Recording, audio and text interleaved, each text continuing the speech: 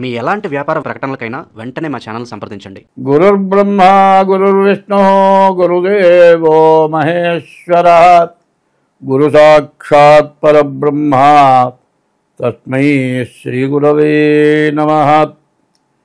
ఆదిత్యోర్కోరవిర్భానుర్భాస్కరశ్చ దివాకరః మార్తాండస్సవితా హేళి తీక్ష్ణాం శర్మిహిరో రవిః. యఃకర్తా జగతాం భర్తా సంహర్తా మహసాం నిధిః ప్రణమామి తమాదిత్యం బహిరంతస్తమోపహం. 2025వ సంవత్సరం నవంబర్ నెల 2వ రాశి వృషభ రాశి. ఈ వృషభ రాశి చాలా విశేషమైన రాశి. ఈ వృషభం అంటే ఎవరు? ఈశ్వరుడు యొక్క వాహనం. ఈ రాశిలో పుట్టడమే చాలా విశేషం. మరి ఈ వృషభ రాశి, వృషభం అనగా ఎద్దు. అయితే తులా వృషభయోర్ భృగు, ఈ రాశి అధిపతి శుక్రుడు. వృషభం అనగా ఎద్దు. శుక్రుడు మంచి జ్ఞానం గలవాడే. మరి వృషభం అనగా ఎద్దు కూడా మంచి జ్ఞానం కలిగిందే.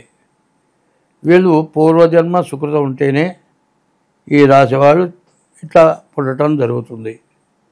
ఈ రాశి పరిస్థితి చెప్పాలి అంటే మరి వ్యాపారస్తులకి చాలా బాగుంది. వ్యాపారస్తులకు అన్ని విధాలా బాగుంది. మరి మోటార్ ఫీల్డ్ వాళ్ళకి అందరికీ బాగుంది.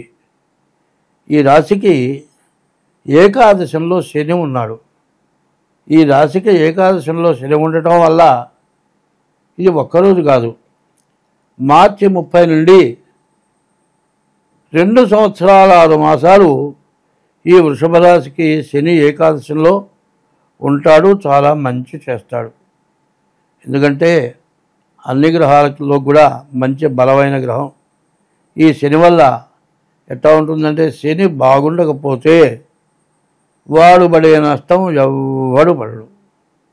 అదే శని బాగుంటే వాడు పడ్డ బాగు ఎవరు పడరు. ఏకాదశంలో శని ఉండటం చాలా విశేషం.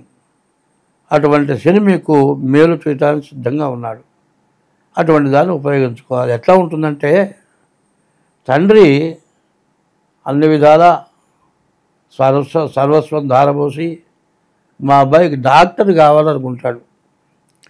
డాక్టర్ సీటు కూడా ఎన్నో చెప్పులు పడితే, నీవు బాగా చదివితే, నీకు ర్యాంక్ వస్తే నీకు సరాసరి సీటు వచ్చింది. ఆ టైంలో ఏం చేశాడు వీడు? బాగా అందమైన పిల్ల ముడబడది, అది దరిద్రపతి, దానికి ఏమీ లేదు. వీడు డాక్టర్ కాబోతున్నాడు, వీడు పెళ్లి చేసుకుంటే నేను బాగా బాగుపడతాను అనుకుంటుంది. అది వీడెమ్మడబడుతుంది. వీడు ఎంబీబీఎస్లో చేస్తాడు కానీ చదవడు, దాన్ని వేసుకొని తిరుగుతాడు. అది చదవకుండా ఉంటే, అట్లా వేసుకొని తిరిగితే నీ పరిస్థితి ఏమిటి? చదువు పోయింది, మీ నాన్న కష్టపడి పెట్టింది మొత్తం పోయింది. చివరికి డాక్టర్ కాకుండా పోయినావు.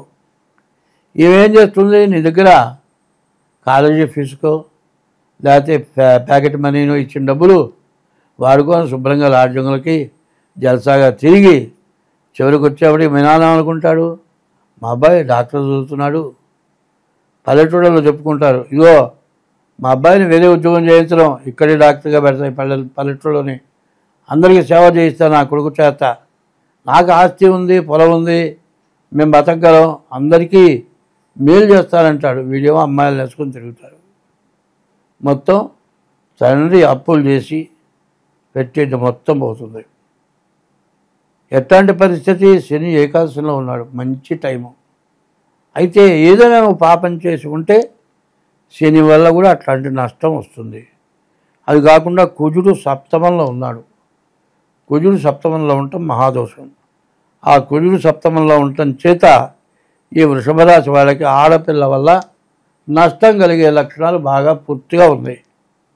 ఇది మాత్రం బాగా గుర్తుపెట్టుకోండి. చదువుకునేటువంటి పిల్లలకి అన్ని విధాలా బాగుంది.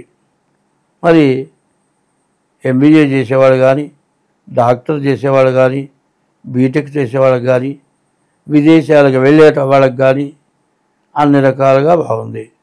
అయితే శుక్రుడేమో 6 ఉన్నాడు, కుజుడేమో 7 ఉన్నాడు. ఎట్లా ఉందంటే వీడి పరిస్థితి ఎంత ఘోరంగా ఉంటుందంటే, కుజుడు సప్తమంలో ఉంటే తెలిసిన వాళ్ళందరికీ కూడా మహాదోషం. గురువుకు షట్క దోషం, 6 శుక్రుడు ఉంటే మహాదోషం.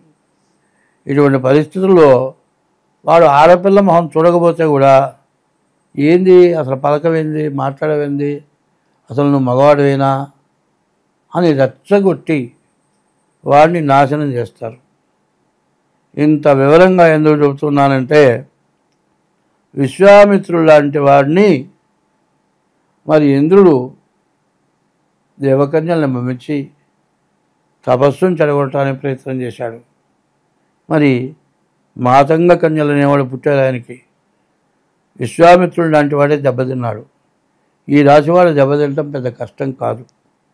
కాబట్టి ఈ రాశివాడు తర్వాత మీ రాశి కరెక్ట్ అయితే, మరి వృషభ రాశికి సంబంధించిన వాళ్ళు అయ్యుంటే డేట్ ఆఫ్ బర్త్ ద్వారా, జన్మ నక్షత్రం ద్వారా వృషభ రాశి కనుక అయ్యుంటే జాగ్రత్త పడాలి. ఈ రాశి వాళ్ళు విన్నా, ఈ రాశి వాళ్ళ తల్లిదండ్రులు విన్నా వెంటనే పిల్లవాడి జాతకం చూపించుకొని దోషమేంటో చూసుకొని దానికి తగిన శాంతి చేయించుకుంటే మరి అతను బాగుపడతాడు. సిద్ధాన్నం అంటే ఏమిటంటే పంచపక్ష పరమాన్నాలని వండారు, అక్కడ పెట్టారు. చాలా రుచిగా ఉన్నాయి. కాస్త గబగబా తిన్నాడు 2. మంచినీళ్ళు లేవు, గుండె పట్టేసింది. తిన్నది లోపల ఇవ్వదు, మిగతా తినలేడు. మరి నోట మట్టి గుట్టు ఉండేటువంటి పరిస్థితి ఇది. ఈ రాశివాడు ఎంత జాగ్రత్త పడితే అంత మంచిది. డేట్ ఆఫ్ బర్త్ ద్వారా ముందుగా జాతక చక్రం వేయించుకోండి. అట్లా లేకపోతే హస్త సాముద్రిక ద్వారా జాతక చక్రం వేయించుకోండి. ఈ టైంలో పెళ్లి విషయం దగ్గరికి రానివద్దు. 2 సంవత్సరాలు చాలా మంచి టైము. దాన్ని ఉపయోగించుకున్నవాడి జీవితం బాగుపడుతుంది. తర్వాత కొంతమంది అనుకుంటారు, అరే నేను ఇట్లా పాడైపోయినాను రా, స్నేహితులతో చెప్పుకుంటాడు.